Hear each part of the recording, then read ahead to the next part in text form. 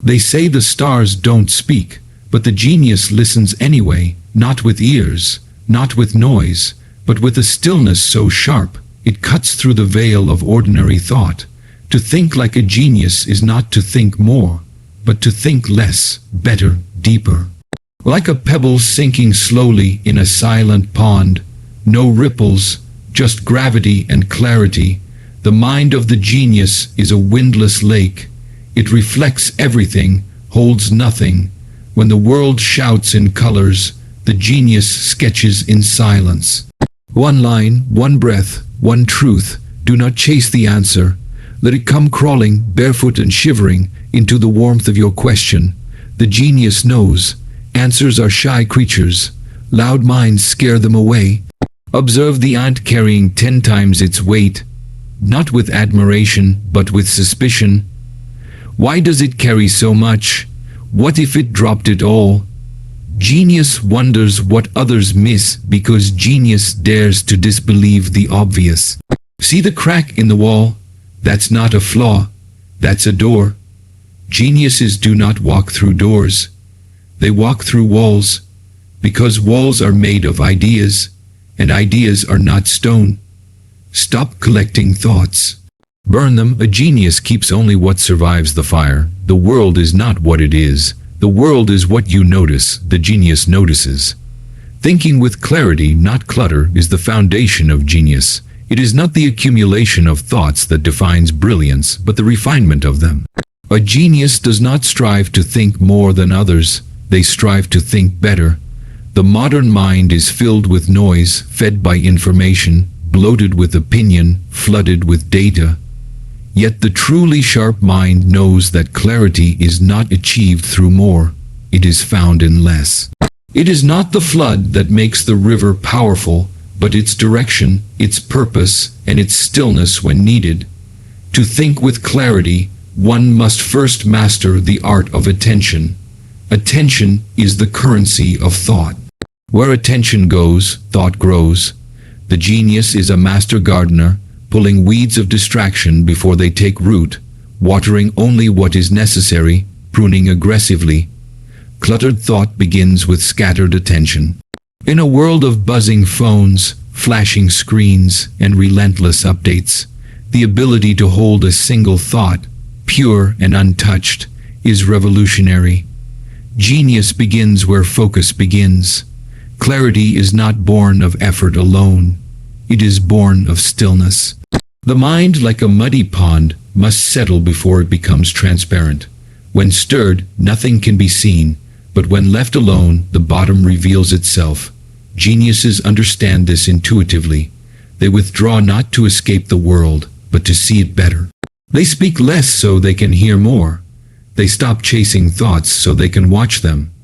A genius knows, when the mind is silent, it speaks most clearly. This is not a silence of emptiness, but of order. Thinking with clarity means organizing the mind like a well-designed room. There is space to move. Every idea has a place. There is no hoarding of concepts, no attachment to what no longer serves.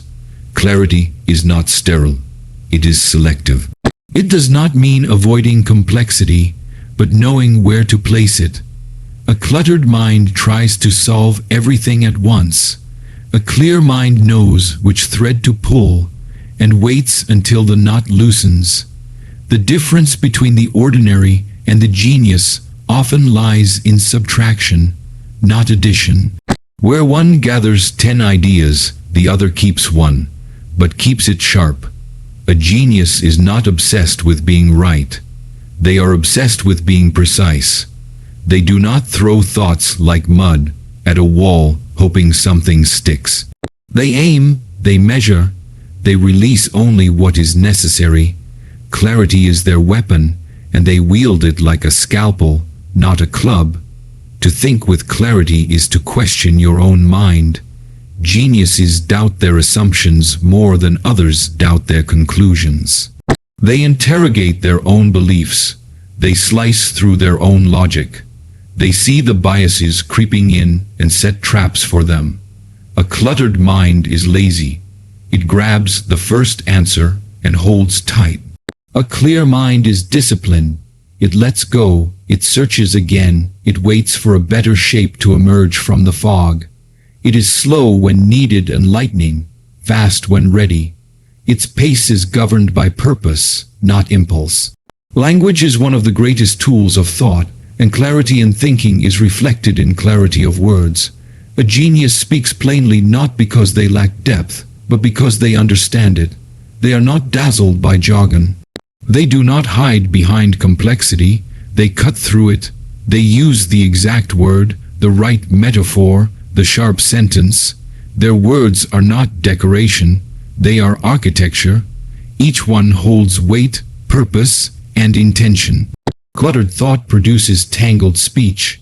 Clear thought cuts through like light through glass. Clarity also demands courage. A cluttered mind hides in confusion. It disguises fear with busyness. It is afraid to face the truth that may come from a clear view. The genius is not afraid of that truth. They strip away the comfortable lies. They let go of ideas that once served them but no longer do. They are not loyal to ego. They are loyal to insight. Clarity means exposing weakness, seeing error, owning limitation. But it also means knowing where you stand, what you see, and why it matters. In practice, this way of thinking appears in how a genius approaches problems. They don't rush into solutions. They first define the problem with razor precision. They reframe it until it reveals its true form.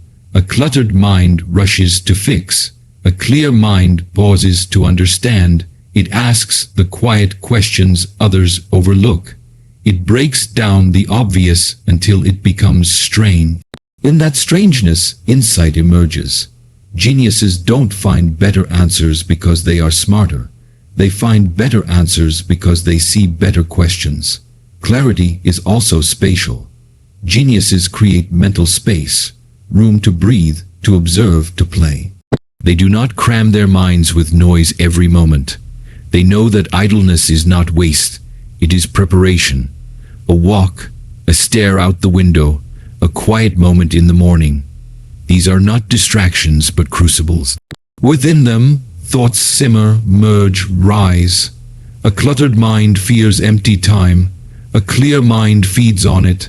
That is why many geniuses seem slow, detached, or strange.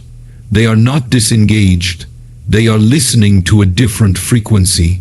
To think with clarity is to develop a mental lens, polished over time. It requires habit, reflection, solitude. It is not a natural gift, but a practiced art. The genius cultivates it through notebooks, diagrams, walks, conversations, arguments, silence. They return again and again to their thoughts, not to decorate them, but to clean them. They ask, what am I really thinking? What is really at the center of this? What matters here? In answering these questions, they sharpen their vision. There is a kind of humility in clear thinking. It does not shout. It does not perform. It does not seek applause. It simply sees, like a mountain lake, undisturbed. It reflects the sky with precision. It lets the world reveal itself. In that reflection, the genius finds connection, meaning, architecture. Cluttered minds look outward for inspiration. Clear minds look inward and find clarity in the very act of seeing. This kind of thought becomes a way of being. The genius walks differently through the world. They do not let every input enter. They choose carefully. They digest slowly. They trust their own rhythm. They do not seek to know everything. They seek to know deeply. One principle, understood fully, is more powerful than 1,000 facts memorized halfway. The clear mind favors depth over breadth. It focuses its light into a beam, and that beam can cut through anything. To achieve this clarity, one must also remove emotional noise. Fear, ego, insecurity, these cloud the lens. The genius acknowledges them, then sets them aside. They see clearly not just in thought, but in motive. Why do I want this? What am I afraid to see? They interrogate not only the idea, but the desire behind it. They remove the fog of bias, hope, fear, pride. In that space, clarity grows. It grows like light spreading through a dark room, not by force, but by presence. The mind that seeks clarity must learn to listen, not just to others, but to itself, to the whispers between thoughts, to the patterns between ideas. It must become a radar for insight, constantly tuning itself. Cluttered thinking is noisy, reactive, impatient. Clear thinking is alert, receptive, waiting. It does not chase, it attracts. It does not insist, it invites. It holds space for insight to arrive, unforced, unhurried. Geniuses often seem simple in how they describe things, but their simplicity is earned. They have walked through complexity and emerged with essence. That is the mark of clear thinking. It touches the core, strips away excess, speaks truth. Not complicated truth, not fancy truth, bare truth. That truth has weight. That weight is what makes it stick. Thinking with clarity is not a single act, but a discipline, a mindset, a practice. It requires space, silence, structure, and courage. It rejects the comfort of clutter and demands the honesty of insight. It is the difference between reacting and understanding, between noise and meaning, between motion and movement. It is the lens through which genius sees the world, not foggy, not fractured, but focused. Crystal, still, true. To question the obvious is to stand at the edge of the known and ask, what if this is not what it seems? It is a mental rebellion, a quiet revolution against the inherited assumptions that shape how we think, act, and perceive the world. Geniuses do not take things for granted, not even the things everyone else has agreed upon, especially not those where others see certainty. They see opportunity for inquiry. Where others see a wall, they look for a door. This instinct does not come from a place of doubt for doubt's sake, but from a deep, unshakable curiosity. It is the drive to peel back the surface, to see not just what is there, but what has been hidden in plain sight. The obvious is seductive because it feels safe. It offers the comfort of shared reality, the security of consensus. But that very consensus is what makes it dangerous to thought. The obvious is rarely questioned precisely because it is everywhere, accepted by all, woven into the fabric of how we move through the world. It becomes invisible through repetition. Geniuses are not blinded by this repetition. They feel its weight, they sense its pressure, and rather than submit to it, they ask, why do we believe this? Who said this was true? What if it isn't? To question the obvious requires a different kind of seeing. It is not the kind of vision that scans for novelty or spectacle. It is the kind of vision that notices the thing so close to the eye, it is almost always missed. It is the ability to pause in front of a common object, a well-worn idea, or a routine belief and stare at it until it reveals something unfamiliar. Geniuses do not just see differently because they are smarter. They see differently because they look longer, ask deeper, and refuse to be satisfied with first answers. This questioning is not passive, it is an active force. It breaks down concepts, dismantles habits, cracks apart systems. It asks what no one is willing to ask, not to provoke but to uncover. The genius holds a simple phrase like a chisel. Why must it be this way? With it, they tap and chip until the surface gives way. One crack, then another, then suddenly the entire structure shifts. The obvious, once unquestioned, now appears fragile, even absurd. History is a museum of overturned assumptions. Once it was obvious the earth was flat. It was obvious that heavier objects fell faster, obvious that disease came from bad air, obvious that kings ruled by divine right, obvious that slavery was natural.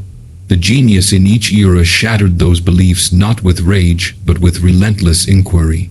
They dared to doubt what others had locked in place.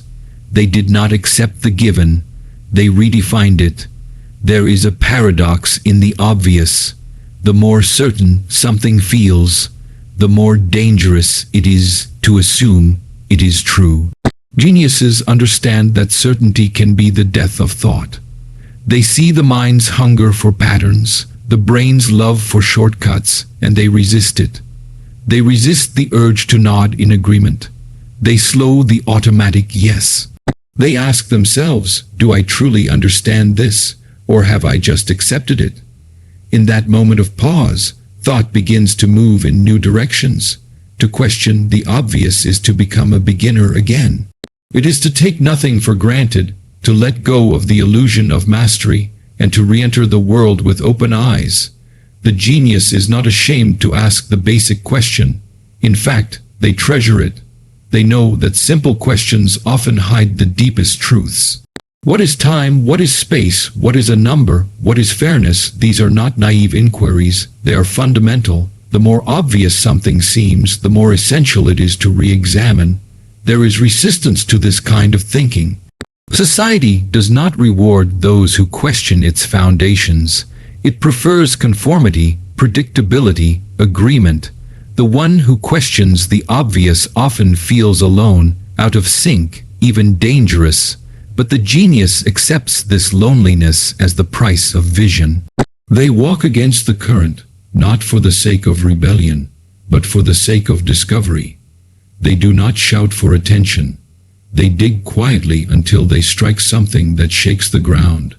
To question the obvious is not to live in skepticism or denial. It is not to reject truth, but to seek a truer truth. It is a discipline of thought, a refusal to rest in comfort, a commitment to accuracy over assumption. Geniuses are not contrarians, they are seekers. They listen closely, watch carefully, then ask, is this all there is to see? In that question lies the seed of invention. This mindset changes how problems are approached. A problem that seems unsolvable is often wrapped in obvious assumptions. The genius unpacks it by asking, what are we assuming here? What if those assumptions are wrong? They remove the box before trying to think outside it. In doing so, they find solutions that others miss. Not because they are smarter, but because they have cleared away the mental debris that others never questioned. Look at innovation in any field, science, art, technology, philosophy, and you will find that breakthroughs often come not from new tools, but from new perspectives. A genius reframes. They do not improve the wheel. They ask why we need wheels at all. They do not just refine the map. They ask if the map is of the right territory. They do not ask how to fix the machine. They ask if a machine is the right answer. In questioning the obvious, they bypass the trap of incremental improvement and leap toward radical transformation. This kind of questioning must be practiced. It requires patience, discipline, and courage. The obvious is sticky. It clings to the mind, reinforced by language, tradition, education, culture. To unstick it, the genius must be vigilant. They must interrogate the words they use, the concepts they accept, the frameworks they inherit. They must notice the rules before they can break them. They must recognize the lens before they can see beyond it. Even in daily life, this thinking changes everything. Why do we eat at these times? Why do we sit in rows? Why do we shake hands? Why do we define success this way? These are not just cultural questions. They are cognitive exercises. They train the mind to stay fluid, curious, awake. The genius uses the world not just to live in, but to think through. Every structure becomes a prompt, every custom a challenge. Questioning the obvious also involves emotional maturity. Many beliefs become obvious not because they are logical, but because they are comfortable. They protect identity, reduce fear, simplify complexity. To question them risks disruption. It can bring discomfort, doubt, even isolation, but the genius embraces that discomfort. They know that growth often comes wrapped in confusion, that the clarity of a new insight must pass through the fog of uncertainty. They accept that truth is not always tidy. Children naturally question the obvious. They ask why the sky is blue, why people cry, why we have to go to sleep. Their minds have not yet been molded by convention. But as people grow, they learn to suppress those questions. They are told to accept, to move on, to stop asking. The genius keeps the child's curiosity alive, but adds to it the adult's discipline. They ask the same questions, but they follow them farther. They follow them all the way down. To question the obvious is to hold power differently. It is to resist being ruled by mental habit. The genius does not fear being wrong, because they do not cling to being right. They are loyal only to understanding. They welcome contradiction because it signals depth. They welcome confusion because it precedes clarity. They welcome challenge because it tests insight. In this openness, their mind becomes an instrument of precision and discovery. Even in the realm of creativity, questioning the obvious is key. The painter who questions what a portrait must be, the writer who questions what a story must do, the musician who questions what a melody must follow. Genius in art does not come from imitation. It comes from redefinition. It comes from asking, what if I do it differently? That question, again and again, creates space for originality. The obvious is a trap that seduces with simplicity. But real simplicity, elegant, deep, powerful simplicity, comes only after the obvious has been questioned, broken apart, understood, and rebuilt. Geniuses do not skip this step. They do not accept clarity on the surface. They dig until they find the structure underneath. They dismantle the illusion before they construct the insight. Their thought is not fast, but precise, not wide, but penetrating. This way of thinking extends to morality, ethics, identity. What seems obvious about right and wrong, about good and bad, is often inherited from culture, not derived from reason. The genius questions these two, not to destroy morality, but to refine it. They ask, why do we believe this? And then, what happens if we don't? They explore the roots of belief, not just the branches. They do not moralize from the surface. They investigate from the roots. In science, questioning the obvious changes paradigms. In business, it creates disruption. In art, it makes movements. In relationships, it reveals hidden dynamics. In the self, it opens pathways to awareness. This simple act asking, what if the obvious isn't, unlocks doors in every direction. It is the simplest and most dangerous question in thought. It is the birthplace of transformation. It is the genius's most trusted tool. To embrace silence and stillness is not to withdraw from life, but to return to its center. In a world brimming with noise, external and internal, stillness is radical.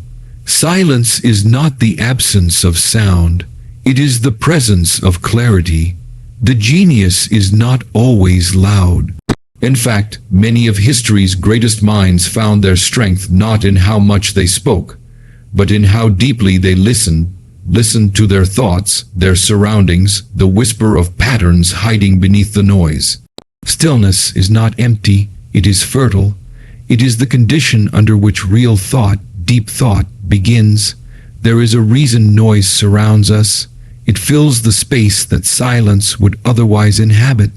Noise distracts from questions we don't want to ask. It shields us from the discomfort of not knowing. It offers the illusion of momentum even when we're standing still. The genius does not run from silence. They walk into it. They understand that within silence lies the space where complexity can unravel itself. Stillness is where contradiction softens, where confusion settles into shape, where insight has room to rise. Without silence, the mind is reactive. With silence, the mind can be reflective. Silence is not passive. It is a decision. It is an active refusal to be pulled in every direction. It is the choice to stop, not because there is nothing to do, but because doing without thinking leads nowhere. Stillness is not stagnation. It is concentration. It is the drawing back of the arrow before release.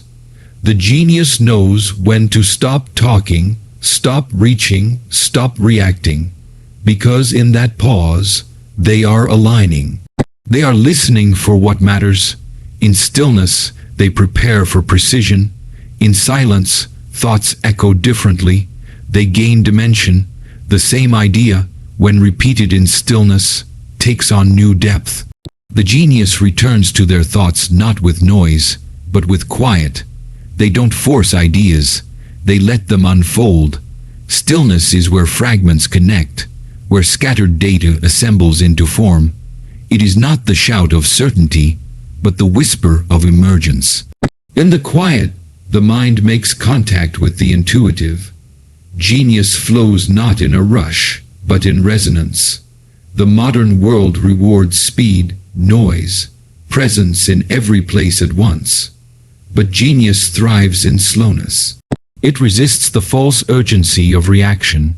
It refuses to confuse motion with progress.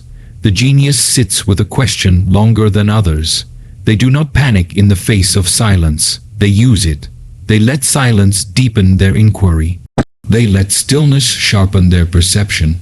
Where others rush to answer, they wait to understand. That waiting is not wasted. It is gestation. There is a rhythm to silence, a pulse beneath the surface. Geniuses tune themselves to it. They sense the shifts that others miss. They see the signals hidden in pause. In conversation, they listen not just to words, but to what is not said. In observation, they watch not just for action, but for intention. Stillness allows them to read the world as it is, not as it is advertised to be. It is in stillness that perception becomes insight. The genius does not fill every moment. They protect empty space as sacred. In that space, they recalibrate. They sort the meaningful from the noise. They digest before they produce. They think before they speak. Stillness is where the unnecessary falls away. It is where the essential stands alone, exposed, vivid. When the world quiets, the signal becomes clear. Genius does not shout over the world. It waits until the world grows quiet enough to hear something new. Silence also has a moral power. In a loud world, not speaking is an act of defiance. Choosing not to contribute to the noise is a stand for meaning. The genius speaks only when there is something to say. They do not perform thought. They pursue it. They are not interested in appearing wise. They are focused on becoming clear. That clarity is forged in the furnace of stillness. Their silence is not absence.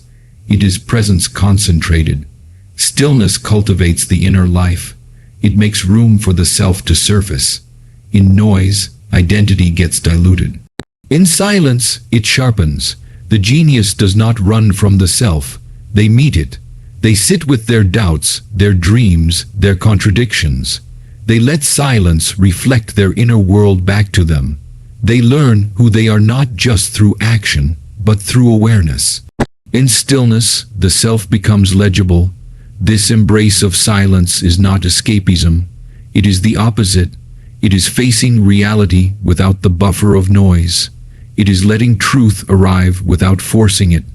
It is allowing thoughts to breathe, evolve, and settle. It is how a genius sees through illusion, because stillness reveals what movement conceals. What is hidden in chaos becomes visible in calm. The genius returns again and again to stillness, not because they need a break, but because they need a foundation. Even in crisis, the genius seeks stillness. When everything demands urgency, they pause, they breathe, they clear the noise. They know that panic is a poor strategist. Stillness is not inaction. It is preparation. It is the building of internal clarity so that when movement returns, it is exact. It is aligned. The genius moves from stillness the way an archer moves after the string is pulled taut. There is tension in the calm, but it is directed. In silence, emotion is heard differently. The genius listens inwardly. They do not suppress feeling, but they do not obey it blindly either. They sit with it. They ask what it wants, what it reveals. Silence allows them to distinguish signal from surge. Stillness gives them control not by force, but by understanding. They do not fear their emotions because they have faced them quietly, completely. In stillness, emotional clarity becomes possible. The genius also finds in silence a source of creativity. New ideas rarely come from noise. They come from space, from openness, from listening deeply to the world, to others, to oneself. Silence invites imagination. It is the blank canvas on which new visions appear. Stillness is the soil in which novel connections grow. Without that quiet, ideas remain shallow, rushed, incomplete. The genius protects their creative space with silence, not as luxury, but as necessity. Silence also transforms how one engages with others. The genius knows when to speak and when to remain still. They understand the power of a pause. They know that silence can communicate more than speech. It can challenge, it can comfort, it can compel. It leaves space for others to reveal themselves. The genius does not fear silence in conversation. They use it. They trust that stillness creates room for truth to emerge. This orientation towards stillness also shapes how genius relates to time. In a world that races forward, the still mind remains present. It does not dwell in past regrets or rush into future anxieties. It occupies now with full attention. In that presence, time slows, experience deepens, insight sharpens. The genius lives not in a blur, but in a frame. Stillness is not just about the absence of movement. It is about the intensification of awareness. Even in conflict, stillness serves as a power. The genius responds. They do not react. They observe before acting. They listen before judging. Stillness gives them room to see the whole field, to perceive angles others miss. In battle, whether intellectual or personal, stillness is strategy. The loudest voice is not the strongest. The stillest mind is. In stillness, power consolidates, clarity builds, insight waits for its opening. The embrace of silence is also a spiritual posture. It opens the self to what cannot be controlled, predicted, or named. Geniuses are often mystics in their own way. They sense the vastness of what they do not know.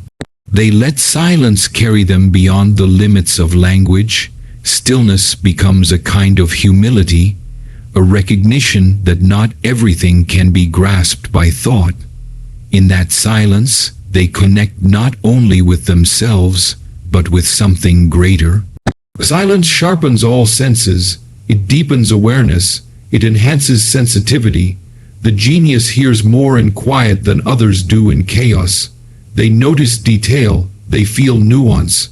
Their perception is not dulled by distraction. In stillness, the ordinary becomes extraordinary. A leaf, a sound, a gesture. Nothing is too small to matter. In that attentiveness, the world reveals its structure, and insight forms in its reflection.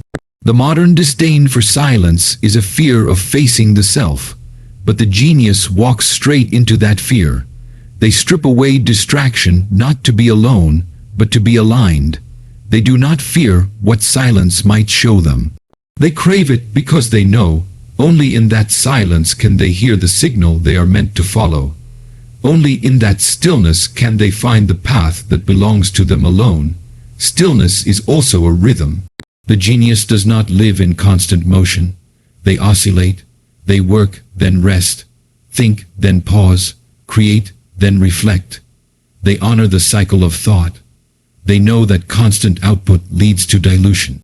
That silence is where quality is restored. Stillness is not a retreat. It is a reset. In it, ideas strengthen, focus returns, direction becomes clear again. There is a generosity in stillness, a spaciousness that makes room for complexity. The genius does not rush to closure. They tolerate ambiguity. They let contradictions coexist until clarity arises. Stillness is their method for holding paradox without panic. They don't need immediate resolution. They trust that in silence, patterns will eventually align. To embrace silence and stillness is to master one's internal environment. The genius is not tossed by every stimulus. They are not captive to reaction. They govern their own attention. They do not consume noise. They curate it. They do not run from stillness. They run to it. In that quiet, they are not diminished. They are amplified. They do not disappear into silence. They become fully present in it. To perceive beyond appearances is to see not just what is presented, but what is hidden, implied, or possible. It is to penetrate the surface of things and move toward their essence. This ability, to look through, not just at, is one of the rarest and most defining traits of the genius. It is not a talent of the eye, but a discipline of the mind. The genius trains themselves to question the obvious, to look again where others stop looking, to see patterns where others see noise, and to recognize depth where others skim surfaces. In a world of illusion, clarity becomes a radical act.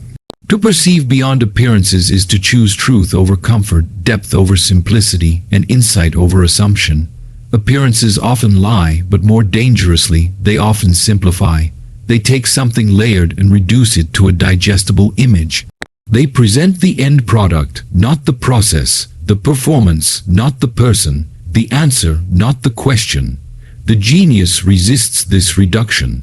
They are not content with the headline. They ask, what came before this? What supports this? What isn't being shown? They look for the invisible scaffolding beneath what is visible. They investigate context. They explore contradiction. They peel back layers, because they know that truth rarely sits on the surface. It's buried, scattered, and disguised. To see beyond appearances, the genius must first loosen their attachment to certainty. Appearances offer clarity, but often a false or premature clarity. They wrap ambiguity in a neat shape. The genius resists this seduction. They welcome uncertainty as a necessary phase of truth seeking. They allow things to remain unresolved until they can be deeply understood. This patience allows them to perceive the structure behind the symbol, the cause behind the effect, the complexity behind the obvious. They are not afraid to dwell in complexity, because it is there that the real form of things reveals itself. In people, too, appearances deceive. The genius does not evaluate character based on charisma, status, or first impressions. They look for consistency, depth, intention. They observe behavior over time. They listen between the lines. They are not dazzled by performance or image. They are drawn to substance. They understand that people often project a version of themselves that hides their true nature, sometimes even from themselves. The genius sees this not with judgment, but with curiosity. They want to know what's real, not what's rehearsed. This orientation also shapes how the genius approaches knowledge.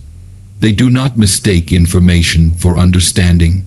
Appearances in knowledge can be just as misleading. Simple answers that ignore complexity, flashy data without meaningful interpretation, popular theories that crumble under scrutiny.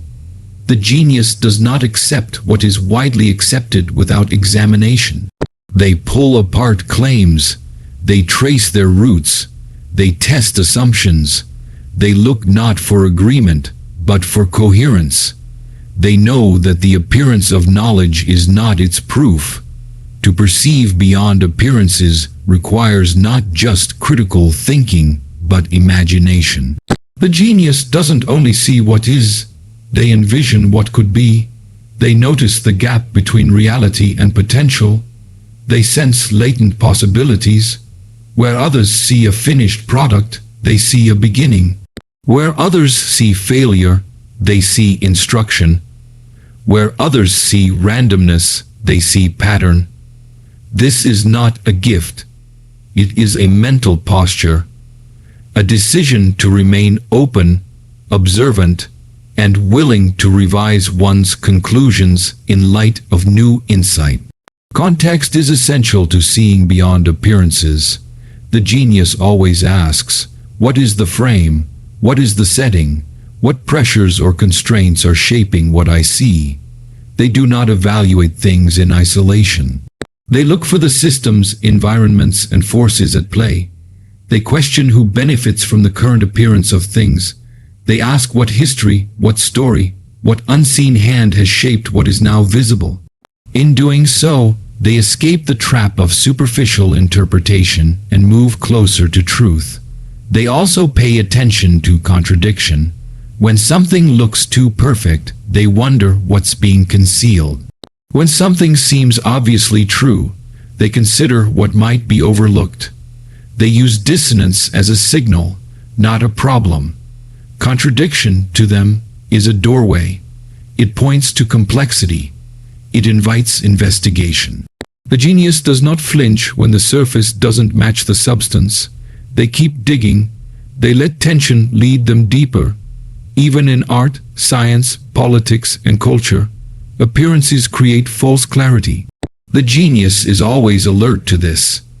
They know that a scientific consensus may mask unanswered questions, that a work of art may contain meanings the artist wasn't aware of, that a social movement may carry unintended consequences beneath its slogans, that the packaging of an idea may have little to do with its core. They do not settle for what is most visible.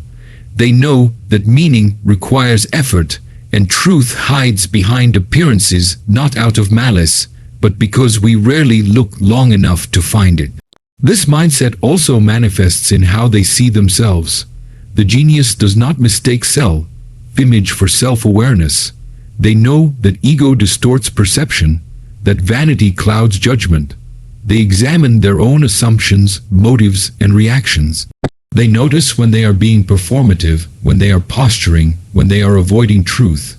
This self-scrutiny is not self-flagellation. It is clarity. It is the refusal to lie to oneself in service of comfort or pride. It is the understanding that to see others clearly, one must first see oneself clearly. Even in the physical world, appearances often deceive. A storm may begin under clear skies. A structure may look stable until it collapses. A calm voice may conceal rage. The genius pays attention to the signals beneath the surface. They listen to what's not being said. They trust not only their senses but their intuitions. They let their perceptions be informed by more than what's obvious. They allow time and attention to refine their vision. They don't look once. They look repeatedly, from multiple angles, under different lights. This ability is often inconvenient. It disrupts consensus. It challenges authority. It makes others uncomfortable. The genius is sometimes labeled difficult not because they are wrong, but because they refuse to stop at what everyone else accepts. They are the ones who say, "But wait, something doesn't add up." They are not cynical. They are committed to depth. Their refusal to be satisfied with appearances is an act of integrity. It protects them from being easily manipulated, easily swayed, or easily misled. To perceive beyond appearances is to value what is real over what is polished. It is to dig until the foundations are visible. The genius doesn't care how something looks. They care how it works, what it means, how it connects. They know that appearances are easy to fake, but substance is not. They are not looking for approval. They are looking for alignment. They want coherence between what is said and what is done, what is shown and what is true. This perceptual discipline also changes how they learn. They approach learning not as consumption, but as excavation. They look beneath the surface of ideas to find their source. They challenge easy explanations. They reject rote memorization in favor of conceptual mastery. They are less interested in answers and more drawn to frameworks, lenses, and models that help them see more clearly. Learning, for them, is not about collecting facts. It is about transforming perception. In relationships, this depth of perception manifests as empathy. The genius listens deeply. They don't take people at face value. They listen for emotion behind the words, for longing behind the complaint, for history behind the behavior. They understand that people wear masks, not out of deception, but out of fear, habit, or necessity. They try to see who people are beneath who they pretend to be. They create space for authenticity by seeing it first, even when it is not offered. This way of seeing also shapes their creativity. The genius creates not from trend, but from truth. They design from essence, not imitation. They are not chasing what looks good. They are building what is real. They are not polishing appearances. They are revealing depth. Their work has weight because it comes from a place of seeing clearly, not just cleverly. Their originality is not in flamboyance, but in fidelity to what they have genuinely discovered beneath the surface. Perceiving beyond appearances is not a single act. It is a habit, a stance, a mode of being. It requires attention, patience, humility, and courage. It means being willing to be wrong, to revise one's view, to sit with complexity. It means questioning the consensus and following the thread of curiosity deeper than others are willing to go. The genius cultivates this way of seeing until it becomes second nature, until surface no longer satisfies, until they no longer need to remind themselves to look deeper, because it is the only way they know how to see.